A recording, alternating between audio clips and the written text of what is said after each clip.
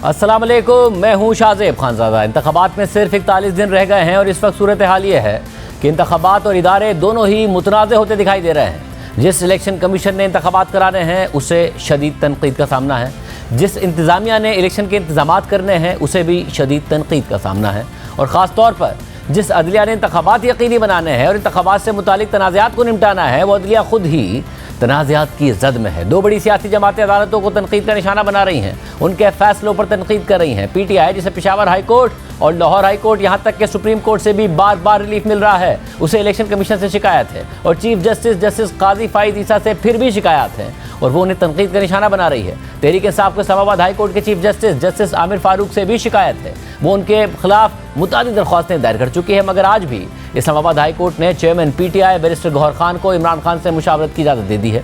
Chairman PTI barrister Gauhar Khan और दीगर वकला की इमरान खान से मुलाकात की दरख्वास्त पर इस्लामाबाद हाई कोर्ट के जस्टिस मियां गुल हसन औरंगजेब ने समाअत की और अटॉर्नी जनरल और एडवोकेट जनरल ने दरख्वास्त के काबिल समाअत होने की मुखालफत की, तो जस्टिस मियां गुल हसन औरंगजेब ने इस पर इज़हार बरहमी करते हुए रिमार्क दिए कि टिकटों पर बानी और चेयरमैन PTI के दरमियान मुशावरत बुनियादी हक है। क्या सुप्रीम कोर्ट से आने वाला इजाफी नोट आपके लिए काफ़ी नहीं था? सुप्रीम कोर्ट के बाद क्या मुझसे भी अपने खिलाफ नोट लिखवाना चाहते हैं? एडवोकेट जनरल और अटॉर्नी जनरल ऑफिस निगरां हुकूमत की नुमाइंदगी कर रहे हैं। एडवोकेट जनरल और अटॉर्नी जनरल ऑफिस को गैर जानिबदार होना चाहिए। निगरां हुकूमत के ज़ेरे निगरानी खौफनाक निज़ाम चल रहा है कि इंतखाबी मुशावरत की इजाज़त भी नहीं। निगरां हुकूमत क्या इंतखाबात को डीरेल करना चाहती है? इंतखाबात के लिए मुशावरत की इजाज़त बुनियादी हक है। बानी और चेयरमैन PTI के दरमियान मुशावरत में मुखालफत से हुकूमत की गैर जानिबदारी पर सवाल उठता है। इसके बाद जस्टिस मियां गुल हसन औरंगजेब ने मुशावरत की इजाज़त देकर दरख्वास्त निपटा दी और हुक्म दिया कि सुप्रीटेंडेंट अडियाला जेल की निगरानी में इमरान खान और चेयरमैन की मुलाकात कराई जाए।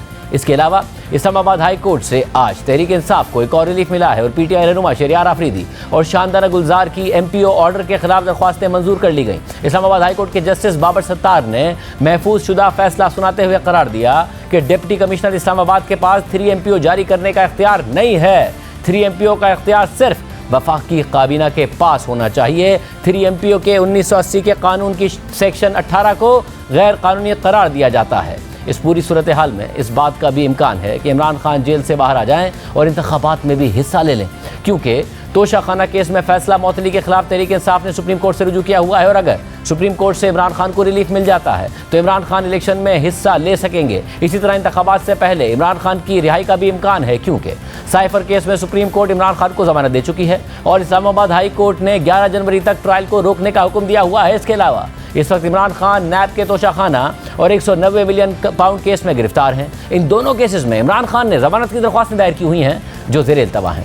गुज़िश्ता रोज़ तोशाखाना रेफरेंस में एहतसाब अदालत में प्रोसिक्यूशन ने वकला सफाई को रेफरेंस की कॉपी और इंक्वायरी रिपोर्ट फराहम कर दी थी, और साथ ही गवाहों के बयानात और दीगर दस्तावेज़ात भी फराहम कर दी गई, और गुज़िश्ता रोज़ भी दरख्वास्त ज़मानत पर भी दलाइल हुए, जिसके बाद दरख्वास्त ज़मानत पर मज़ीद दलाइल के लिए समाअत 30 दिसंबर तक मुलतवी कर दी गई। और साथ ही अदालत ने इमरान खान के खिलाफ फर्द जुर्म आयद करने के लिए 4 जनवरी की तारीख भी दे दी है। इसी तरह 190 मिलियन पाउंड केस में भी एहतसाब अदालत दरख्वास्त ज़मानत सुन रही है। अगर इमरान खान की ज़मानत की मंजूरी हो जाती है तो वो जेल से बाहर भी आ सकते हैं और इलेक्शन मुहिम चला सकते हैं। इसी तरह तहरीक इंसाफ को शिकायत थी कि उनके रहनुमाओं को एक केस में रिहाई के बाद दूसरे केस में गिरफ्तार कर लिया जाता है। इस हवाले से भी इस्लामाबाद हाई कोर्ट से आज अहम ऑब्जर्वेशन सामने आई हैं। मंजूर पश्तीन के केस में इस्लामाबाद हाई कोर्ट ने FIA हुक्काम को मंजूर पश्तीन से जेल में तफ्तीश का हुक्म दे दिया है। जस्टिस मियां गुल हसन औरंगजेब ने इस केस में रिमार्क दी है कि कानून यह है कि जब एक बंदा पहले ही गिरफ्तार हो तो बस मुकदमा आगे चलाएं। ये नहीं होता कि मुल्जिम एक मुकदमे में छूट कर बाहर आए तो फिर गिरफ्तार कर लें। एक केस में गिरफ्तार शख्स पर दूसरे केस में गिरफ्तारी डालकर जेल में तफ्तीश हो सकती है। इस्लामाबाद हाई कोर्ट एक केस में गिरफ्तार फर्द की दूसरे मुकदमे में गिरफ्तारी पर फैसला दे चुकी है। इस्लामाबाद हाई कोर्ट का फैसला चैलेंज नहीं हुआ तो वो हतमी हो गया। पुलिस ऐसे इकदाम ना करे कि हुकूमत बदले और इंक्वायरी हो तो उनका करियर तबाह हो जाए। FIA जेल में तफ्तीश करे वरना मुकदमा खत्म करने का ऑर्डर देंगे। एक तरफ नून लीग और तहरीक इंसाफ अदलिया को निशाने पर भी लिए हुए हैं और दूसरी तरफ एक दूसरे को ऐसा करने पर तनकीद का निशाना भी बना रही हैं। और न्यूज़ कॉन्फ्रेंस करते हुए chairman PTI barrister Gauhar Khan ने कहा कि अदलिया पर हमलों का तदारुक किया जाए। क्या तीसरी क़ुव्वत को आने की इजाज़त दी जा रही है? मदलिया से इल्तिमास करते हैं कि अगर ऐसे हमले किए जाएंगे तो वक्त से पहले इसका तदारुक किया जाए। तदारुक नहीं होगी, इलेक्शन करीब तर आता जाएगा तो आवाम किस तरफ चल पड़ेगी, मुल्क किस तरफ चल पड़ेगा। क्या तीसरी कुव्वतों को आने की इजाजत दी जा रही है? इतनी बड़ी पार्टी को पॉलिटिकल प्रोसेस से निकालना ये डेमोक्रेसी को डिरेल करने की साजिश होगी। अगर सुप्रीम कोर्ट ने सोमोटो लिया है और इस बात को वर्सी कर रही है कि इलेक्शन 8 फरवरी हो, तो इसका हर स्टेप उस वक्त तक जब तक सारा final nomination of the return candidate नहीं हुआ हो, इस सब के लिए लाजिम है कि ये सुप्रीम कोर्ट अपने सुपरविजन में देख ले। सबसे बड़ा टेस्ट इस वक्त अदलिया का है। अगर अदलिया ने अपना रोल प्ले नहीं किया, इस क्रिटिकल टाइम पे इंटरवीन नहीं किया, तो हालात बद से बदतर होते जाएंगे। इसी तरह नून लीग बल्ले के इंतखाबी निशान से मुतालिक फैसला सामने आने के बाद पेशावर हाई कोर्ट को तनकीद का निशाना बना रही है और तहरीक इंसाफ के हक में फैसले देने पर लाहौर हाई कोर्ट पर भी तनकीद कर रही है। गुज़िश्ता रोज नून लीग के सदर और साबिक वज़ीर आज़म शहबाज शरीफ ने बल्ले का निशान वापस लेने के इलेक्शन कमीशन के फैसले के खिलाफ पेशावर हाई कोर्ट के फैसले पर तनकीद कर दी और फैसला देने वाले जज पर भी तनकीद की। साथ ही कहा कि जिस तरीके से इमरान खान को सहूलतें दी जा रही हैं वो हमारे लिए लम्हा फिक्रिया है।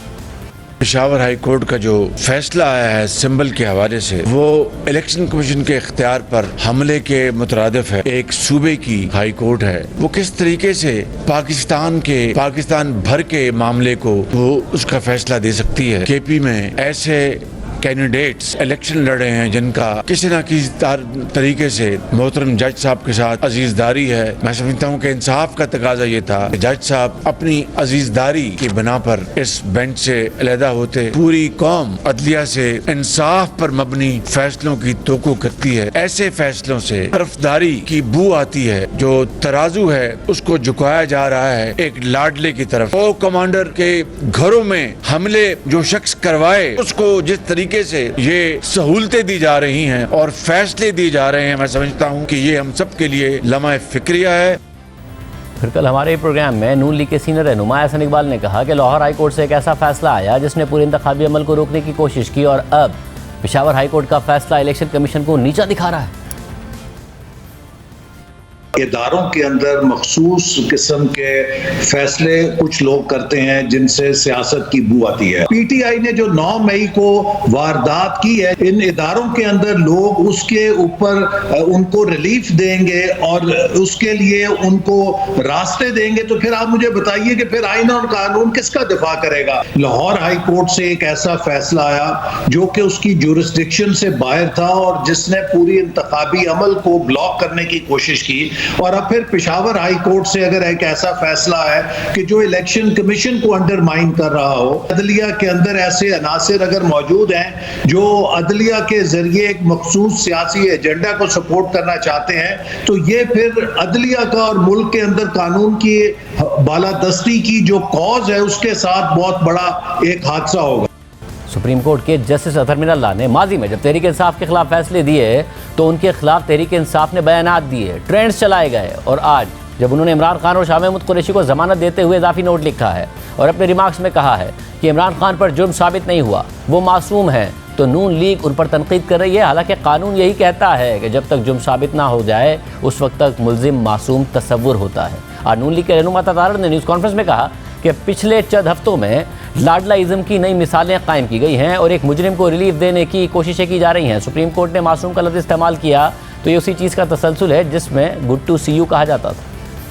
पिछले चंद हफ्तों में जो एक लाडलाइज्म की नई मिसालें कायम की गई हैं और एक मुजरिम को out of the way relief देने की जो कोशिशें की जा रही हैं, अदालतों में बैठे उसके सहूलतकार ये तय कर चुके हैं कि किसी भी केस में उसको सजा नहीं होने देनी। जब सुप्रीम कोर्ट के 3 रुकनी बेंच ने ये फैसला दिया और मासूम का लफ्ज इस्तेमाल किया, तो ये उसी चीज का तसलसल है कि जिसमें पहले गुड टू सी यू कहा जाता था और अब मासूम कहा जा रहा है। ये पाकिस्तान के आइन और कानून की धज्जियां उड़ाई जा रही हैं। आपने पूरे केस के फैक्ट्स को, मेरिट्स को डिसाइड कर दिया और साथ ये कह दिया कि शायद वो मासूम है, शायद वो साइफर था ही नहीं। तो मासूम कौन है? क्या ट्रायल जज को ये राइट हासिल नहीं है कि वो ट्रायल को आगे लेकर चलें? आज उस ट्रायल को भी रोक दिया गया है। आज ऐसी सहूलतकारी है कि एक सूबे का हाई कोर्ट पूरे पाकिस्तान में निशान बहाल करता है। एक लाडलाइज्म पे, फेवरेटिज्म पे फैसला आ जाता है। कोर्ट जो है वो एक के बाद एक उसको रिलीफ देती है क्योंकि घर वाले मजबूर करते हैं, क्योंकि किसी का कजन पीटीआई के अंदर है, किसी का भाई पीटीआई के अंदर है, किसी का बहनोई पीटीआई के अंदर है,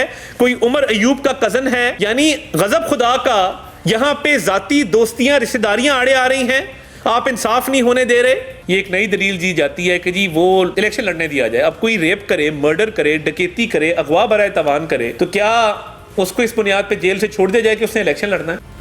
जबकि मौलाना फजल रहमान फरवरी में इंतखाबात कराने पर चीफ जस्टिस और चीफ इलेक्शन कमिश्नर को तनकीद का निशाना बना रहे हैं। गुज़िश्ता रोज़ मौलाना फजल रहमान ने चीफ इलेक्शन कमिश्नर और चीफ जस्टिस पर तनकीद की और साथ ही कहा कि पीटीआई के साथ ज्यादती नहीं हो रही है, बल्कि उन्हें इलेक्शन में प्रोजेक्ट करने पर काम हो रहा है। मौलाना फजल रहमान ने इलेक्शन की तारीख के हवाले से सुप्रीम कोर्ट की मुदाखलत पर भी संगीन सवाल उठाए।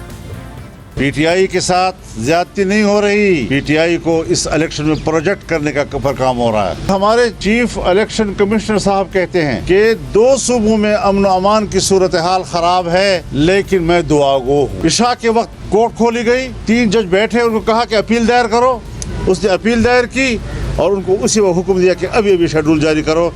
अगर चीफ इलेक्शन कमिश्नर ने और इलेक्शन कमीशन ने शेड्यूल जारी करना है और सुप्रीम कोर्ट के हुक्म पे करना है, तो इलेक्शन कमीशन कब आज़ाद इदारा हुआ? अगर मेरा एक कारकुन इस इंतखाबी मुहिम के दौरान जख्मी हुआ या शहीद हुआ, उसका जिम्मेदार चीफ इलेक्शन कमिश्नर और चीफ जस्टिस ऑफ पाकिस्तान होगा।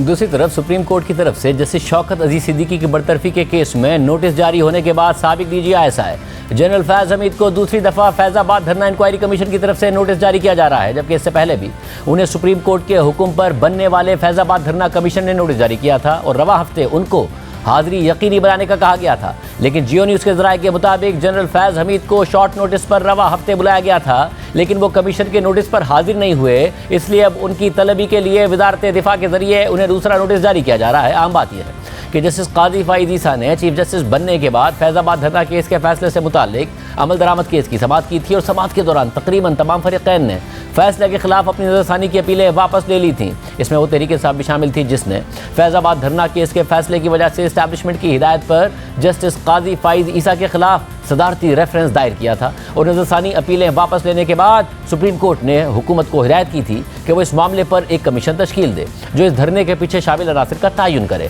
और फिर 15 नवंबर को सुप्रीम कोर्ट की हिदायत पर हुकूमत ने इस हवाले से कमीशन तश्कील दिया। ये 3 रुकनी कमीशन साबिक IG अख्तर अली शाह, साबिक IG ताहिर आलम और एडिशनल सेक्रेटरी दाखिला खुशहाल खान पर मुश्तमिल है और इस कमीशन के TORs में लिखा है कि इंक्वायरी कमीशन TLP की गैर कानूनी माली इमदाद या सहूलतकारी करने वालों की तहकीकात करेगा, फैजाबाद धरने के हक में ऐसे बयानात और फतवे देने वालों के खिलाफ एक्शन तजवीज़ करेगा जिनसे किसी को नुकसान पहुंचा या नुकसान पहुंचने का अंदेशा हुआ। कमीशन कानून और कोड ऑफ कंडक्ट की खिलाफ वर्जी करने वाले केबल ऑपरेटर्स और ब्रॉडकास्टर्स के खिलाफ पेमरा के एक्शन ना लेने की तहकीकात करेगा। इंक्वायरी कमीशन तयन करेगा कि कोई शख्स या अवामी ओहदेदार कानून या अपनी जिम्मेदारियों की खिलाफ वर्जी का मुर्तकिब तो नहीं हुआ। कमीशन इंटेलिजेंस एजेंसियों के साथ काम करने वालों समेत किसी भी शख्स या सरकारी ओहदेदार के जिम्मेदार होने का तयन करेगा। यह भी तयन करेगा कि अगर उनमें से कोई मुलविस है तो उसके खिलाफ कोई तादीबी या कानूनी कार्रवाई बनती है या नहीं। जबकि चीफ जस्टिस काजी फाइज ईसा ने अटॉर्नी जनरल को यह हिदायत भी की थी कि TORs में यह शामिल किया जाए कि एक साथ नज़रसानी की दरख्वास्तें दायर होना हादसा था या किसी हिदायत पर यह हुआ था। अहम बात यह है कि 2017 में नून लीग की हुकूमत के खिलाफ जब TLP ने फैजाबाद में धरना दिया था तो उस वक्त जनरल फैज हमीद ISI के DGC थे और जब TLP ने हुकूमत की रिट को चैलेंज किया था और दारुल हुकूमत में लॉ एंड ऑर्डर की सूरत हाल पैदा कर दी थी, तो बाद में खुफिया बातचीत के नतीजे में तहरीक लब्बैक और हुकूमत के दरमियान मुआहिदा हुआ और यह धरना ख़त्म कर दिया गया। हुकूमत ने अपने ही वज़ीर कानून से इस्तीफ़ा ले लिया, मगर दिलचस्प बात यह है कि इस मुआहिदे पर उस वक्त के मेजर जनरल फैज हमीद के दस्तखत मौजूद थे और मुआहिदे पर अमल दरामद करने के लिए एक गारंटियर के तौर पर उनके दस्तखत मौजूद थे। जिसके बाद चीफ जस्टिस काजी फाइसा की सरबराही में 2 रुकनी बेंच ने इस धरने से मुतालिक अपना फैसला जारी किया और फौजी अफसरान समेत सियासी जमातों के किरदार पर सवालात उठाए थे और फिर तहरीक इंसाफ की हुकूमत ने इस फैसले की बुनियाद पर चीफ जस्टिस काजी फाइसा के खिलाफ सदारती रेफरेंस दायर कर दिया था। लेकिन जस्टिस काजी फाइसा ने चीफ जस्टिस बनने के बाद फैजाबाद धरना केस के खिलाफ नज़रसानी अपीलों पर समाअत शुरू कर दी तो तहरीक इंसाफ समेत तमाम फरीक़ैन अपनी नज़रसानी की अपीलों से दस्तबरदार हो गए और अब सुप्रीम कोर्ट के हुक्म पर एक 3 रुकनी कमीशन इस धरने के पीछे शामिल अनासिर का तयन करने के लिए इंक्वायरी कर रहा है और जनरल फैज हमीद को कमीशन के सामने पेश होने के लिए तलबी का नोटिस भी जारी हो चुका है। लेकिन इतलात के मुताबिक वो पेश नहीं हुए और अब ज़राए से खबर सामने आ रही है कि उन्हें दोबारा पेश होने के लिए नोटिस जारी किया जा रहा है। अब सिर्फ फैजाबाद धरना inquiry commission general Faiz Hameed से जवाब तलब नहीं कर रहा, बल्कि 2018 में नवाज शरीफ के खिलाफ अदालतों को मैनेज करने से मुतालिक जस्टिस शौकत सिद्दीकी के इल्ज़ामात पर सुप्रीम कोर्ट भी जनरल फैज हमीद से जवाब तलब कर रही है। और ये सब कुछ जस्टिस शौकत अजीज सिद्दीकी के बरतरफी केस में हो रहा है, जिसमें उन्होंने बराह रास्त जनरल फैज़ हमीद समेत मुतादिद अफसरान को नामजद किया हुआ है। इल्ज़ाम लगाया है कि जनरल फैज़ हमीद ने उनसे मुलाकात करके नवाज शरीफ के खिलाफ केसेस को मैनेज करने के लिए दबाव डाला और सुप्रीम कोर्ट ने इस हवाले से जनरल फैज़ हमीद को नोटिस भी जारी कर दिया है और जनवरी में इस केस की समाअत भी होनी है। इसके अलावा 2 दिन पहले सहाफ़ी एजाज सैयद ने यह खबर दी थी कि भारत ने पाकिस्तान से हाफिज़ सईद की हवालगी का मुतालबा कर दिया है, क्योंकि भारत की तरफ से हाफिज़ सईद को पुलवामा हमले की तहकीकात में नामजद किया गया था और उनकी हवालगी के लिए भारत ने बाकायदा पाकिस्तान की वजारत खारजा को दरख्वास्त दी थी। लेकिन जब गुज़िश्ता रोज़ तर्जुमान दफ्तर खारजा से सवाल किया गया कि भारत की तरफ से हाफिज़ सईद की हवालगी का कोई मुतालबा किया गया है, तो उन्होंने इसकी तरदीद करते हुए कहा था कि यह कयास पर मबनी रिपोर्टिंग है, इस पर तबसरा नहीं करेंगे। जिसके बाद बाकायदा आज भारत ने हाफिज़ सईद की हवालगी के लिए पाकिस्तान को भेजे जाने वाली दरख्वास्त की तस्दीक कर दी थी, जिसके बाद आज ही पाकिस्तान के दफ्तर खारजा ने भी इसकी तस्दीक करते हुए कहा है कि पाकिस्तान ने भारत की हाफिज़ सईद की हवालगी की दरख्वास्त वसूल की है। भारत ने यह दरख्वास्त नाम नहाद मनी लॉन्ड्रिंग केस में दी है। पाकिस्तान और भारत के दरमियान 2 तरफा हवालगी का कोई मुआहिदा नहीं और फिर पाकिस्तान ने तकनीकी बुनियादों पर हाफिज़ सईद की हवालगी से इनकार कर दिया। इन तमाम मामलों पर बात करेंगे। जियो न्यूज़ के नुमाइंदे एजाज सैयद हमारे साथ मौजूद हैं। सैयद, बहुत शुक्रिया मुझे ज्वाइन करने के लिए। 2 दिन पहले आपने ये खबर दी थी, वजारत खारजा तस्दीक नहीं कर रही थी, आज तस्दीक आ गई है। क्या मामला है हाफिज़ सईद के हवाले से? बहुत शुक्रिया शाहजेब। हाफिज़ सईद, आपको पता है, मुंबई हमलों में भी उनका नाम भारत लेता रहा है और भारत अपनी सरजमीन पर कुछ और तहकीकात कर रहा है मुख्तलिफ केसेस की, उनमें पुलवामा भी शामिल है मेरी मालूमात के मुताबिक। गो के पुलवामा के बारे में भारत पहले खुद कह चुका है कि पुलवामा के वाक़े में जैश मोहम्मद मुलव्वस थी और जैश मोहम्मद के मुलव्वस होने के कुछ शवाहिद भी भारत की तरफ से पेश किए गए थे। लेकिन जो मनी रिलेटेड जो अमूर हैं, यानी कि जो फाइनेंसेस हुए थे कुछ वाक़यात के, उनके हवाले से भारत समझता है कि हाफिज़ सईद भी इस मामले में मुलव्वस हैं और इसीलिए भारत की तरफ से ये दरख्वास्त की गई आज से कुछ दिनों पहले। लेकिन ये मामला खामोश ही रहा, भारत की तरफ से ये खबर भी जारी नहीं की गई। अब आज भारत ने इस बात की सुबह तस्दीक की है, जिसके फॉलो अप में वजारत खारजा ने भी इस बात की तस्दीक कर दी है। लेकिन अहम बात यह है कि दोनों ममालिक के दरमियान खामोशी से ये मामला चल रहे हैं, पब्लिक में नहीं लाया जा रहा। पब्लिक में उसी वक्त ये मामला आया है या भारत की वजारत खारजा और पाकिस्तान की वजारत खारजा लाई है जब ये मीडिया की तरफ से पब्लिक में आया है। अच्छा, और भारत की तरफ से ये मुतालबा आना, ऐसे वक्त में आना, आपको लगता है कोई अमली तौर पर इसकी कोई अहमियत है या अपनी डोमेस्टिक पॉलिटिक्स के लिए वहाँ पर अहमियत है या बैन अल-अक़वामी सतह पर कोई अहमियत है? क्या ड्राइव कर रहे हैं? शाहजेब, भारत के अंदर अगले साल अप्रैल में, आज से चंद महीनों बाद, 4-5 महीनों के बाद इलेक्शन होने जा रहे हैं। तो जो भारत है, आपको पता है, वहाँ पर जो फॉरेन पॉलिसी है, पर्टिकुलरली पाकिस्तान के हवाले से, कश्मीर के हवाले से, वो फॉरेन पॉलिसी भी सियासी जमातों का हिस्सा होती है। जो वहाँ पर हुक्मरान जमात है बीजेपी, उनका एक ख़ास व्यू है। तो ये जो सारी चीज़ें हैं, इनकी एक लीगल वैल्यू है लेकिन इनकी एक पॉलिटिकल वैल्यू भी है। तो इस वक्त ये सारा मामला होना, जब दोनों मुल्कों के दरमियान मुकम्मल सफारती ताल्लुकात भी नहीं है, दोनों मुल्कों के पास एक दूसरे के सफ़ीर मौजूद नहीं है, नाज़िमुल अमूर सतह के जो अफसर्स हैं, डिप्लोमेट्स हैं, वो एक दूसरे ममालिक में हैं, निगरान हुकूमत यहाँ पर मौजूद है, उनको पता है भारत को कि निगरान हुकूमत जो है एक ख़ास हद से आगे नहीं जाएगी, यहाँ पर जो भी कुछ होगा वो इलेक्टेड गवर्नमेंट आने के बाद ही होगा। तो ये जो सारी मामलात है, ये इनकी पॉलिटिकल वैल्यू ज़्यादा है और लीगल वैल्यू भी है, लेकिन वो कम है।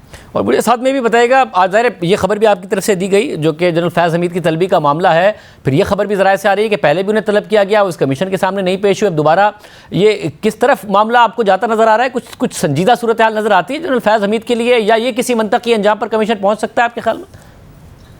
ये कमीशन, इसकी सरबराही डॉक्टर कर रहे हैं, डॉक्टर साहब कर रहे हैं, अख्तर अली शाह होम सेक्रेटरी भी रहे हैं, आईजी भी रहे हैं, ताहिर आलम साहब हैं उनके साथ, खुशहाल खान है एडिशनल सेक्रेटरी। तीनों अपनी तरफ से तो अहम लोग हैं, लेकिन इसमें अहम बात एक डेवलपमेंट हुई है, वो ये हुई है कि साबिक वज़ीर आज़म शाहिद खाकान अब्बासी वो पेश हुए थे और साबिक वज़ीर दाखिला एहसन इकबाल पेश हुए थे। तो दोनों ने फैज़ हमीद साहब को डायरेक्टली नॉमिनेट नहीं किया, ये बड़ी अहम बात है, बल्कि वो नवंबर 2017 में एक मीटिंग हुई थी कैबिनेट की और वो इन दोनों जो साबिक वज़ीर आज़म और साबिक वज़ीर दाखिला है, दोनों ने इस बयान में, अपने बयानात में कहा कि जो फैसला था इनको भेजने का, यानी कि फैज हमीद को मुज़ाकरात के लिए, TLP से मुज़ाकरात के लिए भेजने का, वो उस मीटिंग में हुआ था। और उस मीटिंग की ओनरशिप जो है वो शायद खाकान अब्बासी भी ले रहे हैं और उस वक्त के वज़ीर दाखिला भी ले रहे हैं। तो टॉप लेवल पर तो कोई इल्ज़ाम नहीं लगा अभी तक संगीन, लेकिन इधर उधर से कुछ लोग ऐसे आ रहे हैं कमीशन के सामने जो कि फैज़ हमीद साहब का नाम ले रहे हैं। क्योंकि अब जो शौकत अली सिद्दीकी का मामला है उस तक भी हमने देखा कि उससे जवाब तलब किया गया है। आपको लगता है कि किसी भी तरीके से जनरल फैज़ हमीद किसी ख़तरे में पड़ सकते हैं, या वो जो जवाब देंगे उसकी वजह से बहुत कुछ सामने आ सकता है? क्योंकि जो ज़राए के तहत बयान हमें उनका नज़र आया या उनके करीबी ज़राए ने बताया अंसार अब्बासी साहब को, तो उसमें तो उन्होंने डिनाई ही किया कि शौकत अली सिद्दीकी साहब से उन्होंने मिलने की ज़रूर तस्दीक की, मगर ये कि उनसे ये बात की थी नवाज शरीफ के केस के हवाले से, इसका डिनाइल ही है।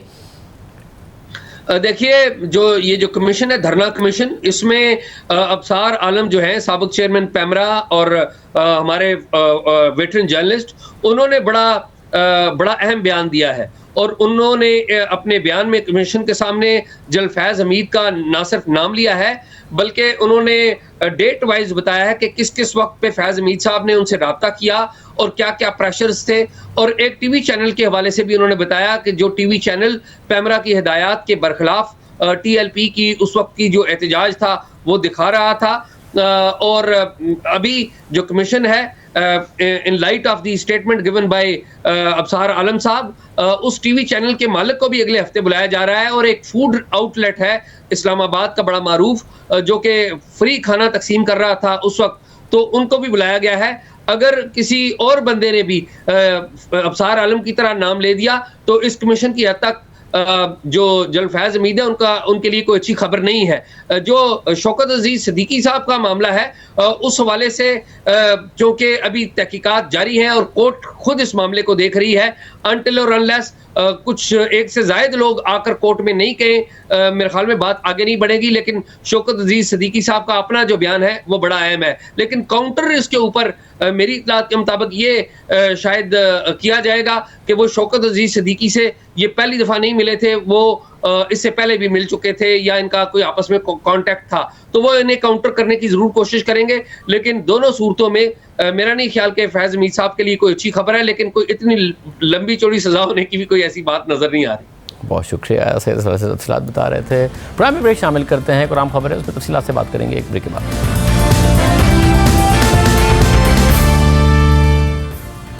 जब से वर्ल्ड बैंक ने पाकिस्तान के मुआशी मॉडल को नाकारा करार दिया है, तब से बहस छिड़ गई है कि इस मॉडल को कैसे बेहतर किया जा सकता है, कौन इसे बेहतर कर सकता है। वर्ल्ड बैंक ने पाकिस्तान के मुआशी मॉडल को नाकारा और उसको सिर्फ अमीर तबके के लिए ही फ़ायदेमंद करार देते हुए पाकिस्तान को पायदार तरक्की के लिए अपनी मुआशी पॉलिसीज़ तब्दील करने की तजवीज़ दी है। वर्ल्ड बैंक का कहना है कि पाकिस्तान का मुआशी मॉडल नाकारा हो चुका है, मुआशी तरक्की पायदार नहीं है, मुआशी तरक्की के फ़वाइद अशराफिया तक महदूद हैं, पाकिस्तान अपने साथी ममालिक से पीछे रह गया है। वर्ल्ड बैंक के कंट्री डायरेक्टर के मुताबिक गुर्बत में फिर इजाफा हो रहा है, हुकूमती अखराजात को भी रिफॉर्म्स की ज़रूरत है। ये सोच परवान चढ़ रही है कि पॉलिसी बदलना ज़रूरी है और ऐसी पॉलिसीज़ को बदलने की ज़रूरत है जिनसे तरक्की मुतासिर हुई है और पाकिस्तान एक गैर यकीनी और कम तरक्की के साइकिल में चला गया है। कैसे इस चीज़ का तदारुक मुमकिन है? हमारे साथ मौजूद हैं साबिक वज़ीर ख़जाना और बाहिर मईशत डॉक्टर हफीज़ पाशा साहब। पाशा साहब, बहुत शुक्रिया हमें शो में ज्वाइन करने के लिए। ज़ाहिर आपने देखा होगा वर्ल्ड बैंक ने जो कमेंट्री की है पाकिस्तान की मईशत पर और पाकिस्तान का जो मुआशी मॉडल है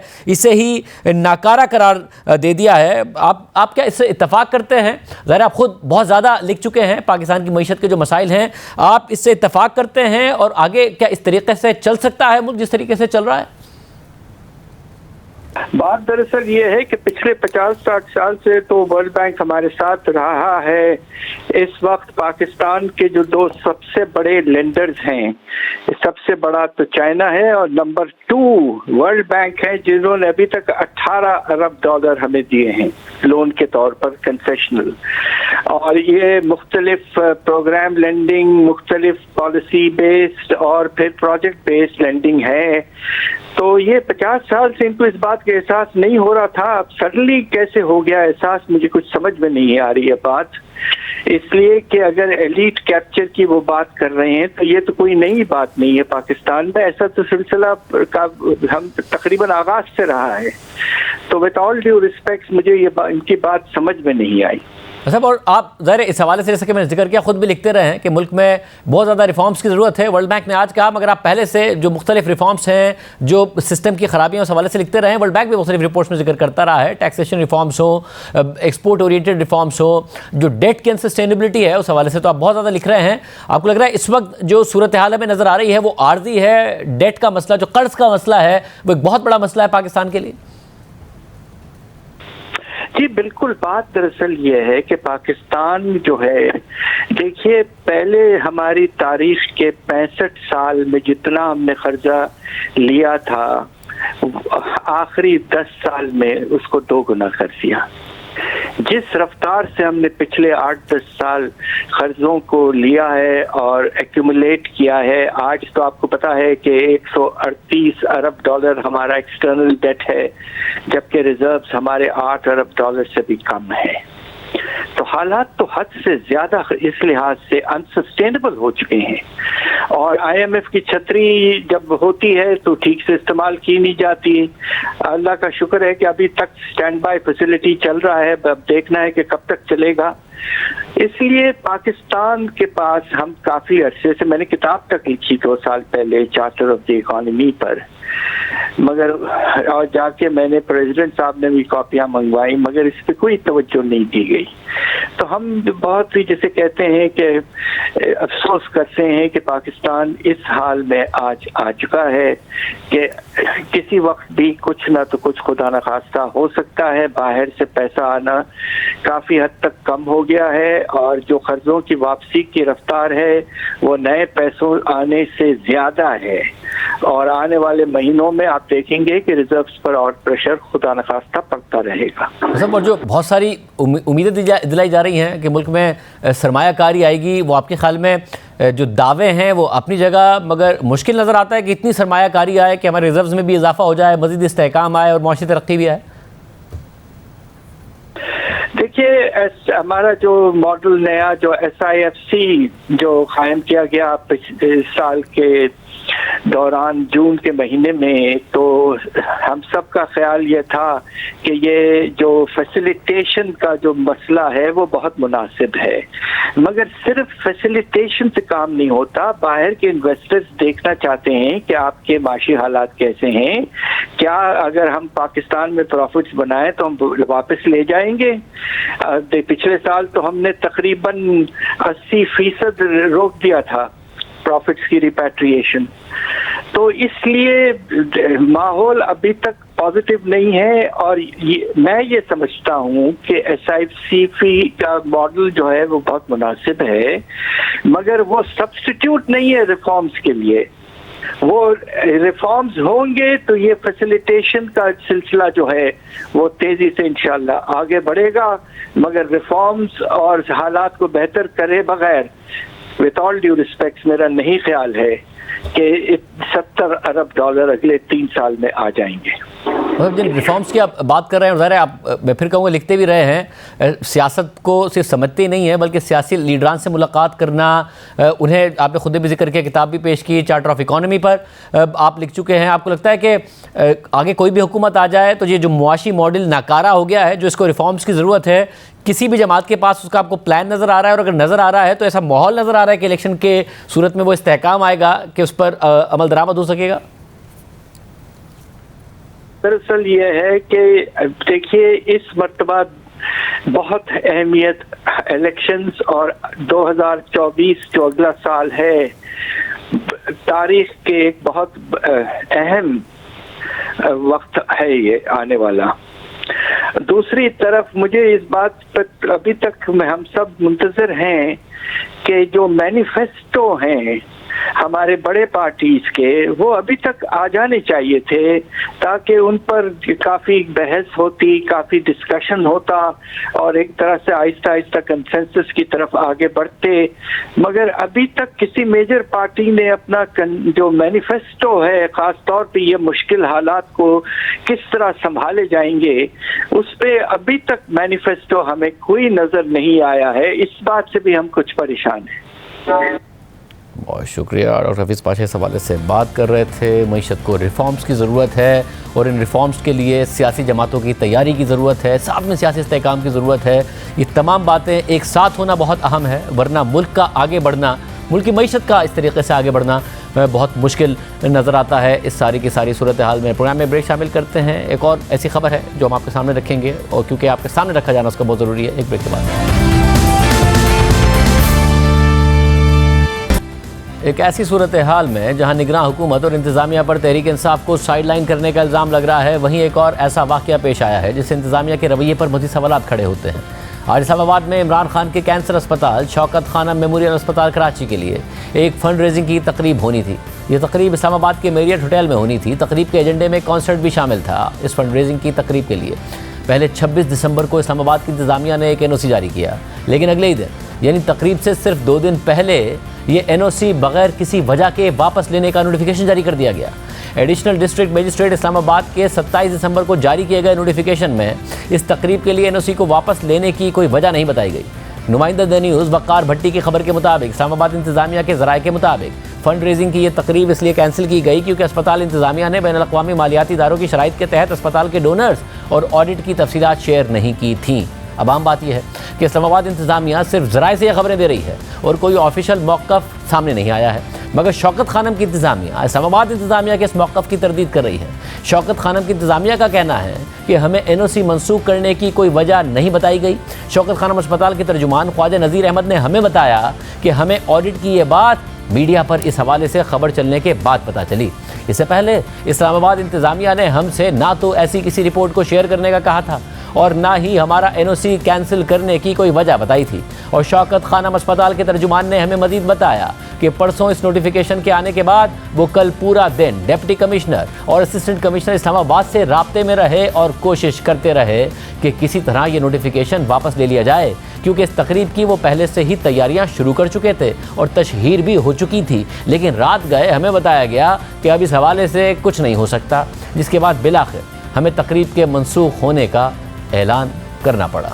एक ऐसा कैंसर अस्पताल जो गुज़िश्ता 29 सालों से लाहौर और पिछले 8 सालों से पेशावर में कैंसर के मरीज़ों को मुफ्त इलाज की सहूलियात फराहम कर रहा है और जिसका कराची में एक नया अस्पताल ज़ेर तामीर है, उसकी फ़ंड रेजिंग की तकरीब को कैंसिल करने की कोई वजह नज़र नहीं आती और ना ही बताई जा रही है, जिससे ये साबित होता है कि निगरान हुकूमत और इंतज़ामिया इमरान खान और PTI को टारगेट करने का कोई भी मौका हाथ से जाने नहीं देना चाहती, चाहे वो कैंसर जैसी ख़तरनाक बीमारी के इलाज के लिए अतियाती जमा करना क्यों ना हो।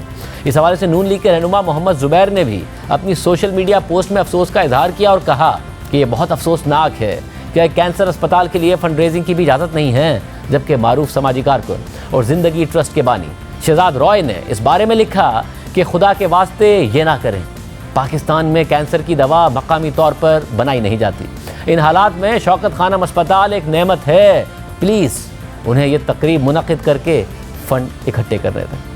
आज के प्रोग्राम में इतना ही, इजाज़त दीजिए, अल्लाह हाफ़िज़।